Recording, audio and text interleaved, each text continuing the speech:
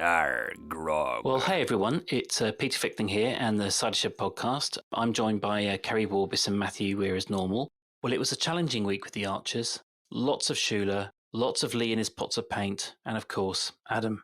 Guys, what do you think? Yeah, I agree. Well, I think a lot of it was very badly written. I've got the words clunk in massive capital letters written across quite a few of my notes. Yeah, you and I used to get accused of moaning too much. We did. It's almost disingenuous to be, to be an Archers fan and to be always glasses half full. Yeah, everything isn't amazing, wonderful, great, fabulous. Sometimes there are poor weeks. There were some little highlights in there that we can cover off, but generally speaking, a lot of dross. I didn't think it was quite as bad or quite as dreadful, and for that reason, the bits that I liked just seemed to have dominated and carried it through for me. So I'm definitely glass half full of whatever anyone else is having. Yeah, but then you're a shirtless man with a tumbler of red wine in a sweltering hot foreign country. The summer's kicked in England now, hasn't it? I've got the radiators on. Okay, all right. Sorry.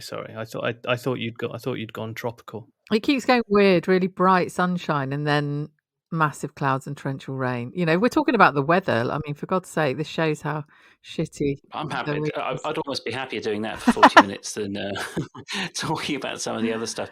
I mean, Keri, you were sort of shocked and dismayed about my first suggested topic for the Cider Shed, which is my dread, my fear that Shula and Neil are lined up for an affair. Well, when you suggested this on our WhatsApp, and Matthew went, "Oh yeah, there's something brewing." I was like, "Are these two winding me up? Is this some sort of Fall Guy situation?" And you go, "Ha ha, we made it up." You used a rarely touched upon phrasal verb, which you told us both to shit off. I did. I don't. And now, was that a request? It felt like more of a demand, Keri. We'll see. Actually, I mean, they've got a little bit of history, haven't they, Neil and Shula? Back in the mists of time, it was a bit of the Lady Chatterley's that never was, and she kind of kicked him to the curb for some hot shot, didn't she? What frisson was there? This must be in this evening's, and I've totally missed this. Please explain. It's just raw fear. Raw fear. You've got the parabola of kind of plot lines. You have a man plummeting from his roof, leaving a widowed family, widow and semi-orphan children. You have spousal abuse and a controlling relationship. You have slaves.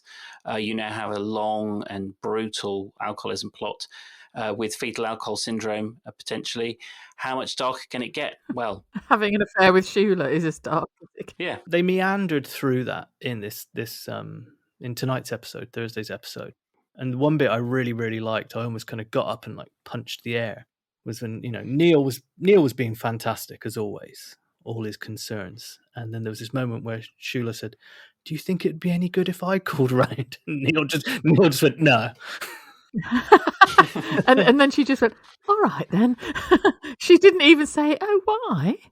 Or, really. Well, he kind of said, "I think she just wants to be left on her own," or something. I don't know. But yeah, that was the horrific moment. Also, when Lee had painted something on the ceiling and Adam and Ian were going, "What the hell is that monster?" I thought that Lee had painted Shula's face on the ceiling.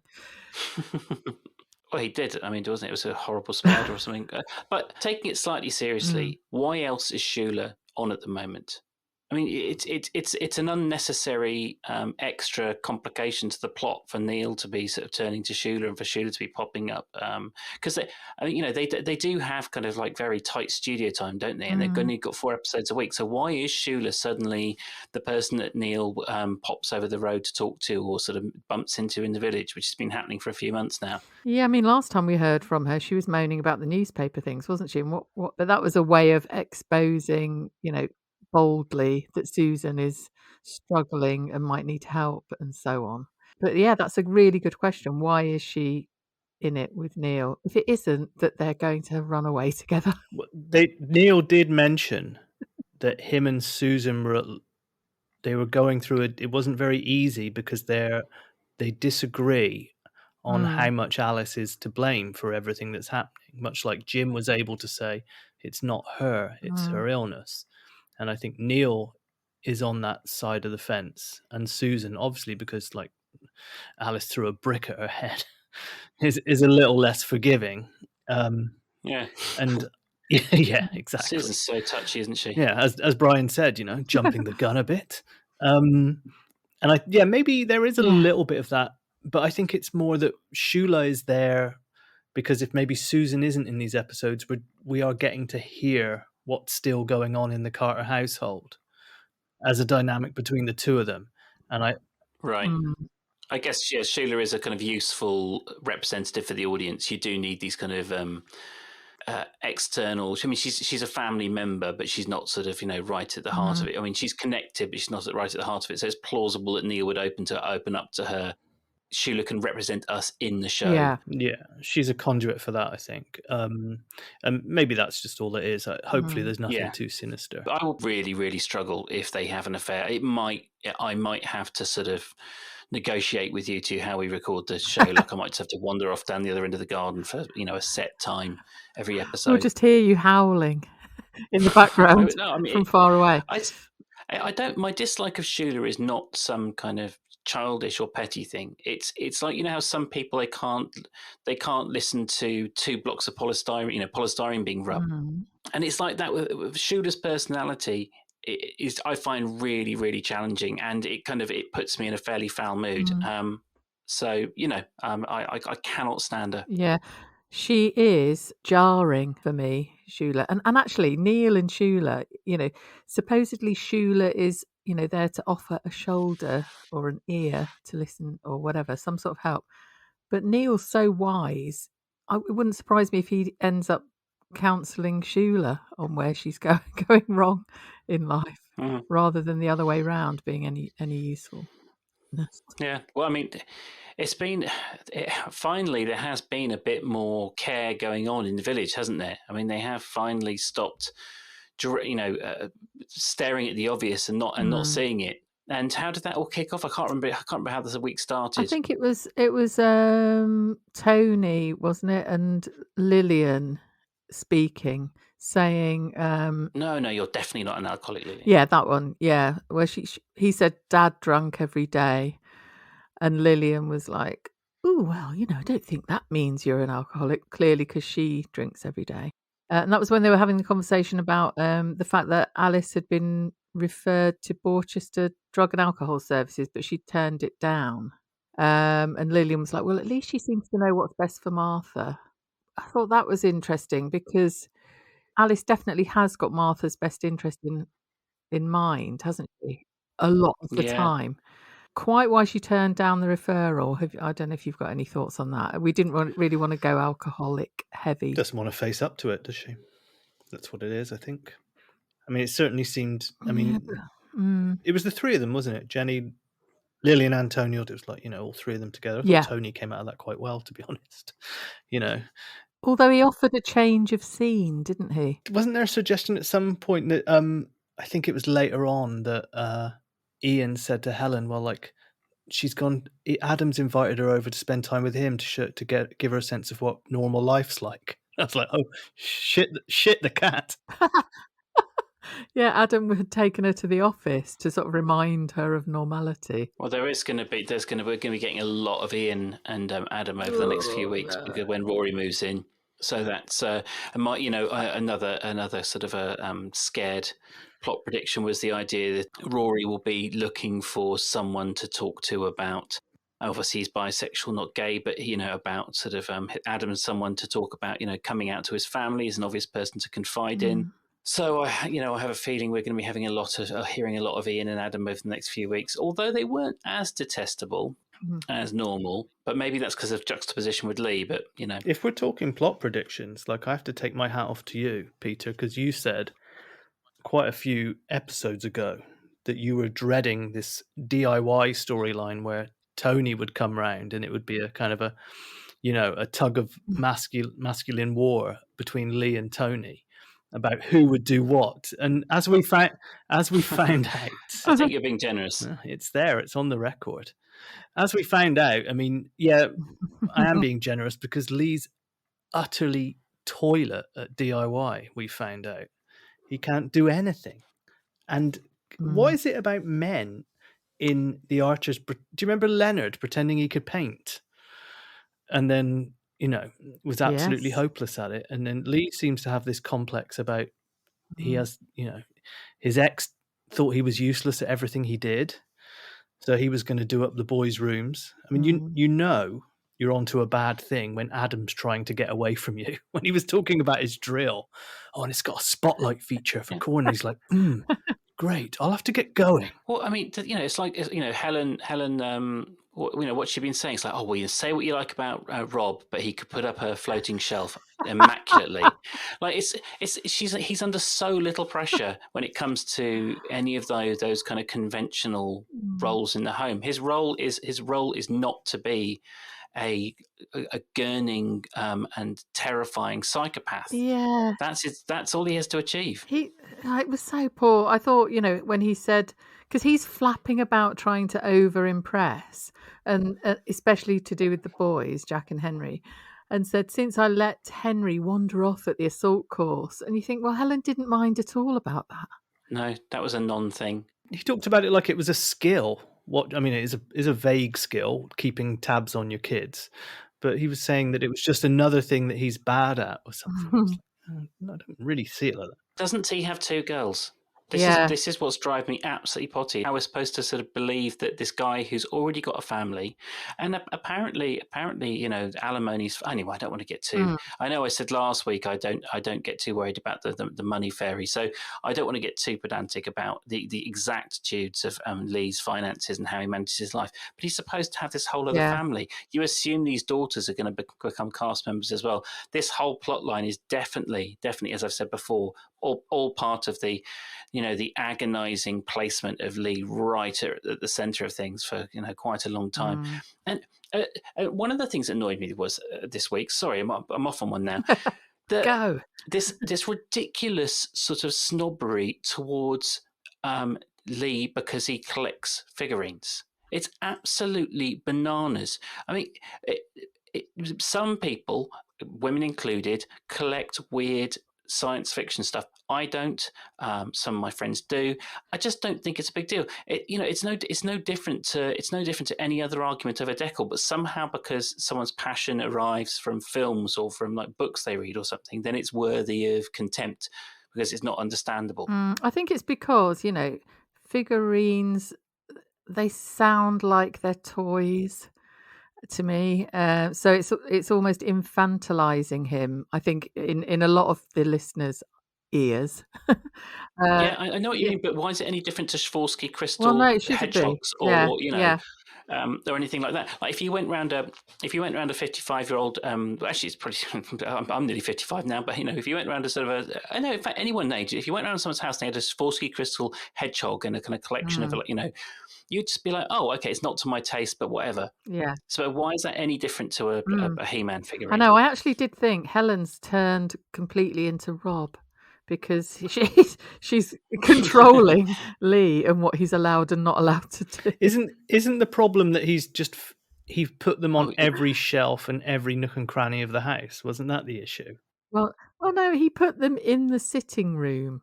That's obviously you're not allowed to do that. So she shuffled them about a bit and hid them behind books, but and Captain America was sitting in the wrong corner or something, wasn't it? And he's got multiple Yeah. He said, I don't think Captain America belongs down there in the corner, did he, or something? But he kept doing this thing where, Lee is always great. Everything's great. And he came home and like, oh, we've just rearranged things a bit. Hope the game's like, no, it's great. Where are the Hulks? Yeah. I think they've given us a hint as to Lee's dark future because he is this. David Banner was the character that he wanted placed up front. He was very concerned about his prized David Banner doll, the calm, easygoing, Lee-like, superficial character, and then he wanted the Hulks away to one side. Controversially, he called him Bruce Banner, which that's a whole other avenue. But also, when he was talking about don't put Captain America in the corner, is he talking about himself? If you missed the comparison, the Hulk and Banner are Lee. Yeah. Yeah, so this is where's it going? Lee's dark side. If it's ever mentioned that he's put his pants on over his trousers, we need to quickly warn Helen. They were at cross purposes as well this week. Because when Yeah. we were saying before we came on air about the whole Japanese, the little chuckles about, remember when we went minimalist Japanese, and when Lee said I hate futons, I did some research on this, and I think he's talking about the futons of the planet Foot, who Thanos enslaved and sent them to war against Guardians of the Galaxy in issue 372. In your joke, Matthew, there is a truth, which is that they are getting themselves into a world of hurt by creating a character who's massively into the Marvel universe. Because if there's one thing we know, even just from observing others, these are not people to put down a mistake or a slight inconsistency. I do think that the title of episode 1 this week was The Archer's Siblings Assemble. And Avengers Assemble was one of the movies recently, wasn't it? So I think that was nothing was by mistake there. But what did we all think about Adam and Ian's rescue? They were pretty much, they were like one of these shows where you go in and help this person who doesn't know what. I mean, because Lee had basically destroyed the bedroom, hadn't he? It was DIY SOS by the three dads. Why did they keep having to go that the three dads can do this? So there's like the gay dads and then the stepdad. And actually, just taking that a step back to what you were saying, Peter, about Lee has got 2 daughters and seems to not know what to do around kids at all, let alone the financial side of it that you were mentioning. Terrified of how Henry and Jack will it is Jack, isn't it? How Henry and Jack will react to him. Now I know you could, if he was like, he's a super sensitive guy, the difference between girls and boys, the difference between being a stepdad and a dad, but surely he has some, especially with his job is all about, you have to be a people person. It's about selling people rehabilitation, about kind of like, trying to persuade people to trust you with something important stuff in their life. The idea that he falls to pieces over something like this, it will just seem a bit, because he ran whole classes, didn't he, in karate or whatever it was, for kids. Do you remember when he did the fitness boot camp for the cricket team and just turned into a complete monster and started screaming at everyone? Is that when he went green? It must have been, yeah. What about Helen's idea to sort of take the boys to B&Q or whatever it was? They'll love it. And Jack Henry, just leave Lee in the soft play and go round yourself. Also, the other thing is, how better to piss off 2 kids than you take them to B&Q, you offer them all the paints, they pick the sort of like one shade off black blue and sort of like, I don't know, Keri red, and to paint the bedroom, and then you turn up and it's all magnolia, and Uncle Ian and Aunt Adam are standing there. Sorry, I didn't mean that in a homophobic way. I meant that in a against Adam way. And they're just standing there looking, pleased with themselves. It's like, no. I wanted the death blue. Yeah, and the spider, the blood red, and the shelf that was all wonky. I mean, exactly, yeah. And actually, in the end, the thing that got the approval was the wonky death spider. So yeah, they loved it. I mean, like you were saying, Keri, I felt bad for Ian because he was working split shifts at the kitchen. He came to help out, and there was Adam. They kept on doing it in stages. When Adam came round, and was like, yes, it's okay. And then when Ian came round and compared it to like a Hieronymus Bosch painting or something, and then he was like, Adam said he liked it. He was like, what? And he was kind of like playing them off against each other. And then there was that moment where Ian had this, I don't know, it was like a DIY Braveheart kind of coming up on a pill or something. Yeah. He was like, listen, there's 3 good dads in this room. Lee's fucks it up, but we're gonna paint. We're gonna plaster. What's that to skirting board? What's that? Yeah. What's that to 3 handy guys like us? And then like he's got his straight edge partner Adam, and just goes, "Are you out of your mind, Ian?" And just brings him all back down after all of his positivity. But then they all pitched together and got on with it in the end and fixed it up. And then Helen appears going, what have you been doing? Oh, just painting and having a great time. You never told You always told me you were bad at DIY. I'm not bad. I'm fucking awful at it.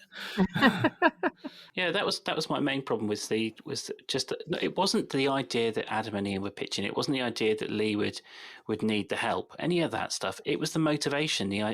Just this shame of not being able to do the DIY. I think Keri, you hinted at it earlier on. It just doesn't ring true. I mean, especially if you're especially it's like you find out that I don't know, Jean-Claude Van Damme's not very good with a spirit level and I tell you what, I'll never forgive him for my bathroom. He fucked it right up. Jean-Claude Van Oh, Damme God. is a much maligned actor. Some of his Bloodsport, what a movie, a little bit racist, but it was good in its day. Oh, I've just remembered that there was a really good tweet about Lee. I did do a screenshot of it. I think you might have seen it. Yeah, it was by Non-Dairy Canary on the Twitters, and they said an alien crash lands on Earth and finds himself stranded in a sleepy farming village. He tries to blend in with the locals, but struggles to acquire even the most basic of human skills. Hilarity ensues. Yes, and he has no genitals. That is Lee's backstory. Yeah. It feels like that sometimes, doesn't it? He's like just bumbling around, not really doing things the way everyone else does. I've watched these like TV dramas before where they're like dropping little Easter eggs about the person has some kind of coping mechanism issues. And I'm starting to wonder if Lee has that because he doesn't seem to be able to handle basic shit most of the time. And all right, I know not everyone's a DIY whiz. I mean, I think Adam got a bit confused between his old dating days when he said, like, didn't you locate a stud to drill into? But, there is, which was definitely in there on purpose, I think. Yeah. But it was, not everyone's good at it. And he tried to do it. But if you started doing something and it was clearly a disaster, wouldn't you just stop? But are we meant to? Sometimes I have to check myself. Are we meant to be finding all of this endearing, like he's an excitable puppy, and we're just haters too much? I understand that actually our little corner of Archer's fandom is not particularly normal. Like the people who do the tweet along every day, the people who listen to the omnibus and do the tweet along. I mean, it's a level of obsession with the Archers that probably doesn't sort of like travel across the sort of the Ambridge universe. And for a lot of people, they just want nice folk to sort of like gently trill out of their wireless whilst they're doing the washing up, whilst they're doing whatever. And Lee's perfect for that. So more power to them. I hope they love hearing about. And I sometimes get a bit confused when people are like the meagerest mention of a man being sort of good at sport, and everyone's sort of using them as a blank canvas to superimpose all their sort of wildest sort of sexual fantasies. Like there's been loads of people who are like fancying Lee. And I'm like, based on what? I mean, he's so. We've been down this road before. My absolute, complete bafflement that anyone could find Lee sexually attractive, but they're out there. Yeah, because I did ask, didn't I? Like, could in our WhatsApp chat, could you go out with someone as stupid as him? We've all dated the person who physically was very attractive, but you just had to it just didn't work out because they were just dull as dishwater or terrible BO or both. but being thick is, I don't know, I couldn't cope with that. There's something very admirable about someone who knows their limitations. Like Lee that's something good to be said about Lee. Is he knows his limitations when he's talking about karate or whatever. He's quite a confident man. When he's talking about his job, he's a confident man. So he's and then when confronted by something he's rubbish at, he wasn't sort of shy to own up to his rubbishness, in front of other men. So that's kind of that's a very likable quality. But it's to your point, Keri. There's a sort of an underpinning dimness and boringness. Helen said herself, didn't she, to Ian? I think it was that Lee has no hidden depths. Well, just nothing hidden at all, and that's what she wants. She wants someone totally transparent. She doesn't want anyone who's going to have surprises for her. Well, so she's going to get a right shock when he turns green and has got his underpants on over his trousers. Assuming my stupid theory that you guys didn't give me anywhere near enough credit for, assuming that is absolute nonsense. Well, it is because I said it, but was this week the whole sort of charade? Was it to sort of get rid of any suspicions that he's another Rob? Just to say, don't worry, audience, you're safe. Lee is a solid, dependable man, and we can now move on and just get on with the rest of our, they're going to be living in the house, happy families. The last line of the episode, wasn't it something like, "We're going to be okay"? Yeah, we're going to be. Or something, and I think we're going to be all right here, don't you? And you just know in soap world Yes. that means everything's going to shit. Yes, basically. At some point, yeah. So my crappy theory might be. Yeah, I think it might not be as directly Rob related or kind of Lee being another Rob as you think, but it might be more subtle in that he tries to fix a leak under the sink and floods Ambridge. I actually went darker in my head. I thought, because this is so depressing.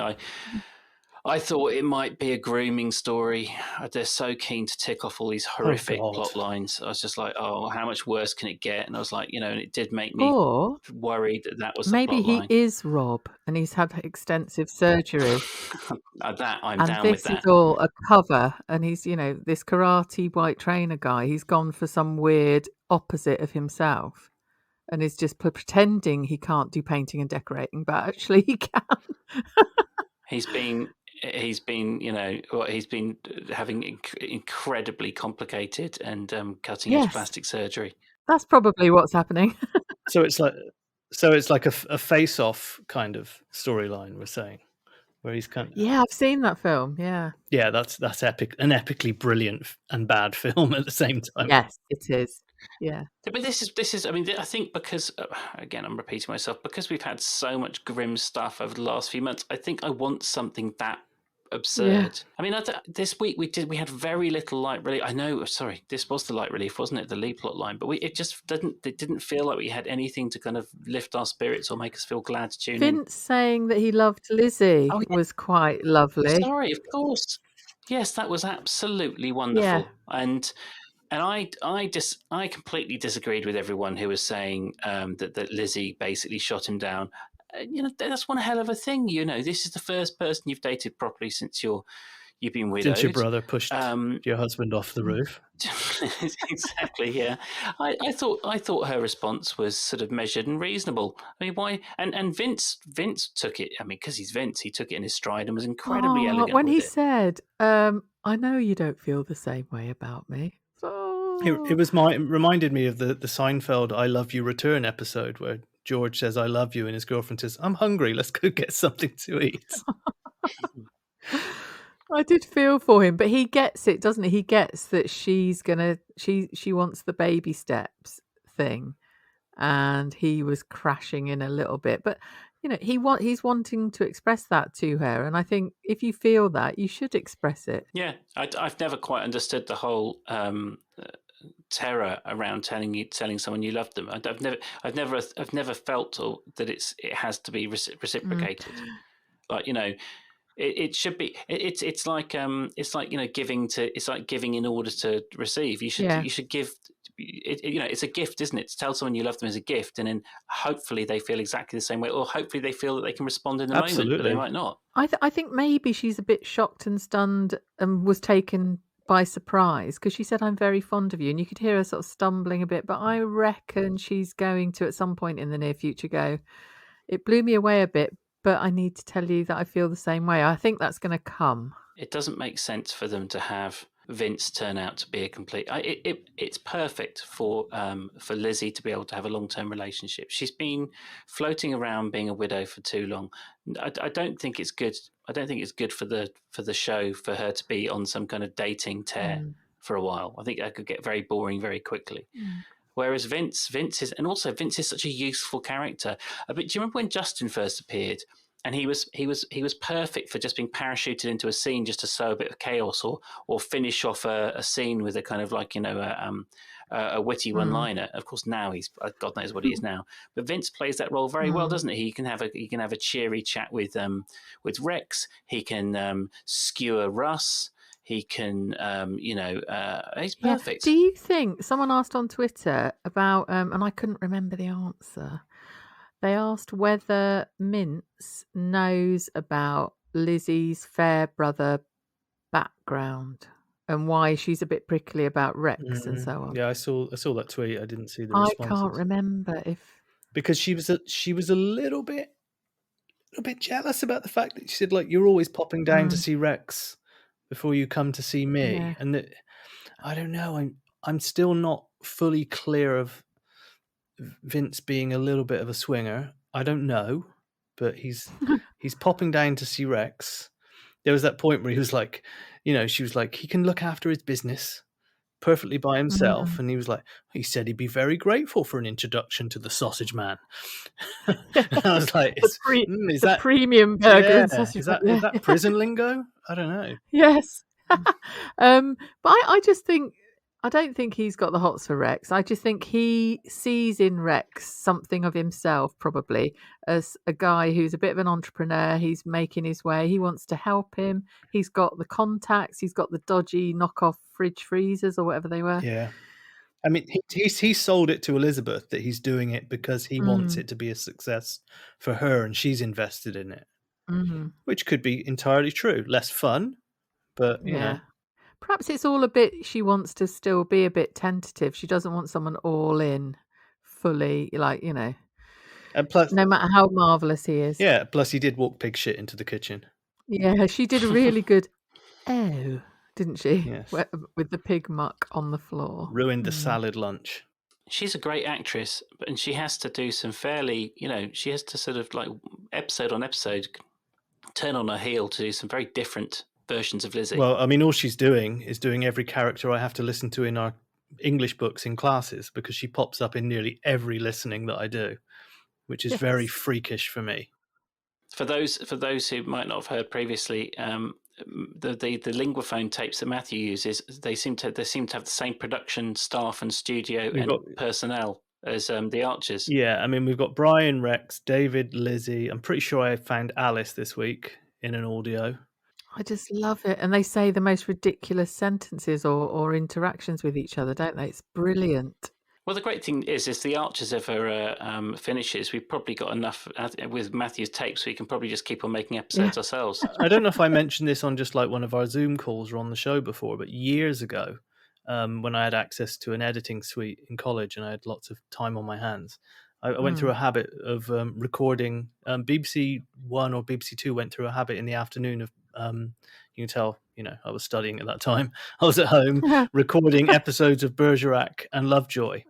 And occasionally I used to go in and edit together episodes called Loverac. And it was just in the editing suite, putting together a storyline from both episodes so that it made some kind of sense. And then we would watch them late at night, and I could never remember what the end was going to be. It must be quite nice to know that in what's the world population? 9 billion. Out of 9 billion people, you're the only person who owns a Loverac tape. So what else is there to talk about? We've done DIY. We've done Vince, the Sausage Man, Rex, and Lizzie. We've done. We've skirted around Alice. Yeah, that's pretty good, isn't it? Yeah, Clary was a bit weird, wasn't she? Where she was going, I am cleaning the tube. Welcome to the dairy. Yeah, we've got fun and games. Oh, I completely forgot about that. Oh God, yogurt japes. It was very strange indeed. And Kirsty going, like we did yesterday, like I did before. Sorry, is that Sean Dyche naming his 11?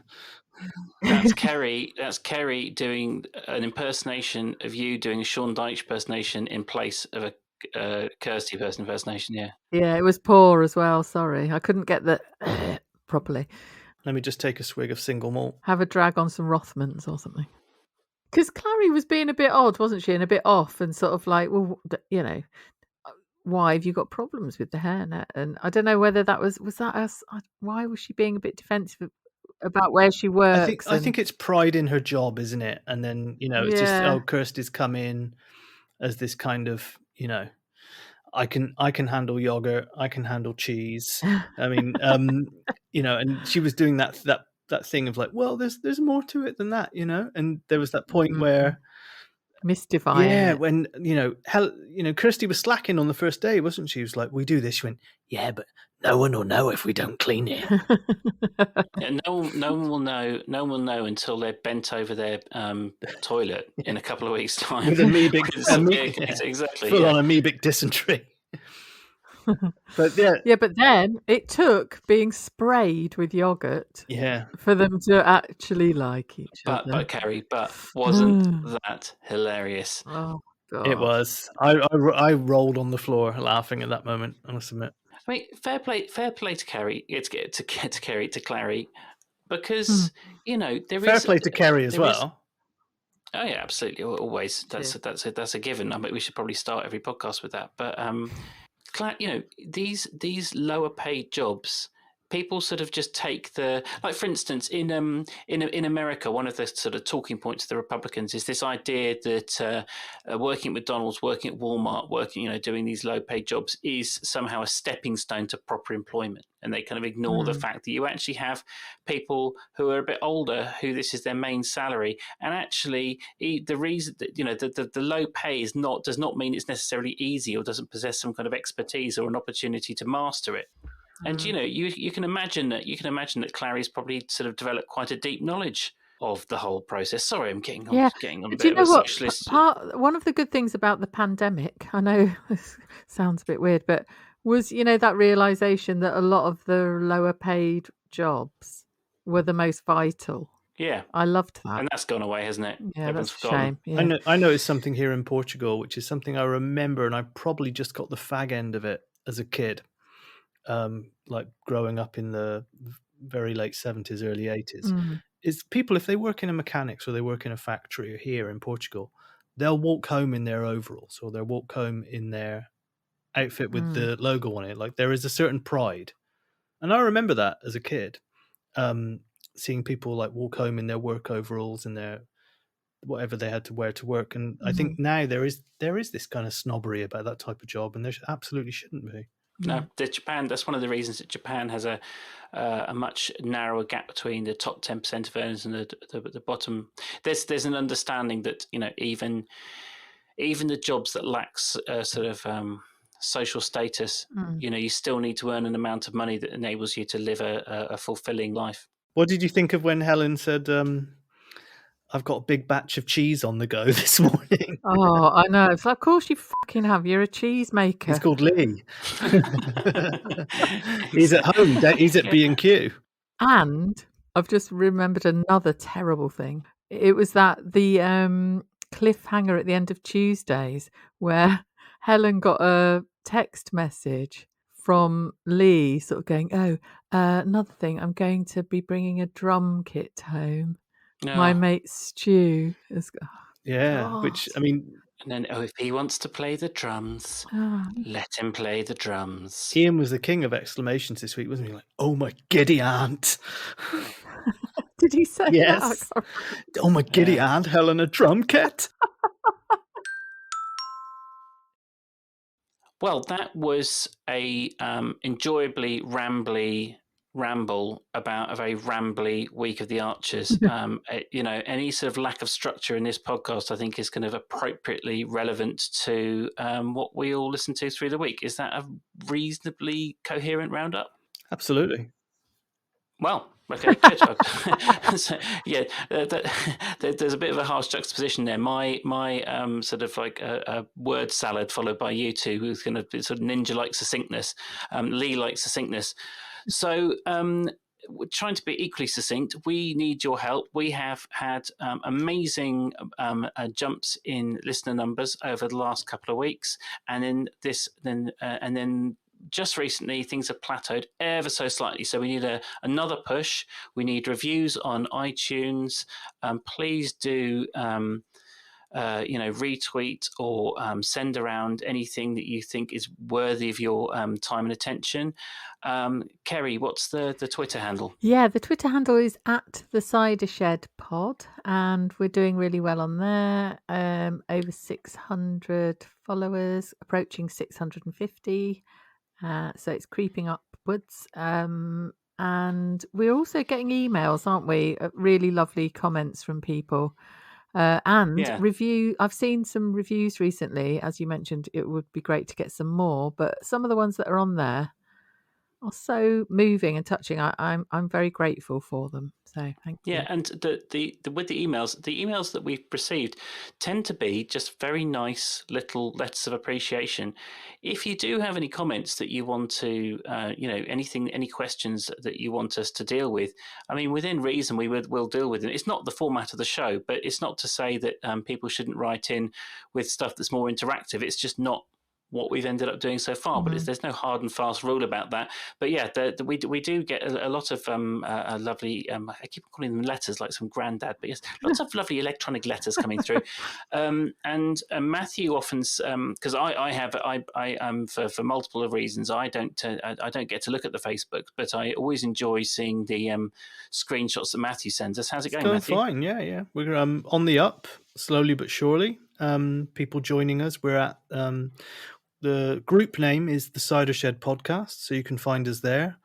And there's always a little bit of a flurry of activity on a Sunday after the omnibus. I think some people try to avoid. I noticed the Facebook crowd try to avoid spoilers during the week a little bit more, so you have to be a little bit mindful of that. But bit more discreet. And I notice on the weekends that's when the activity picks up. So yeah, that's where we are. The Cider Shed Podcast. Come join.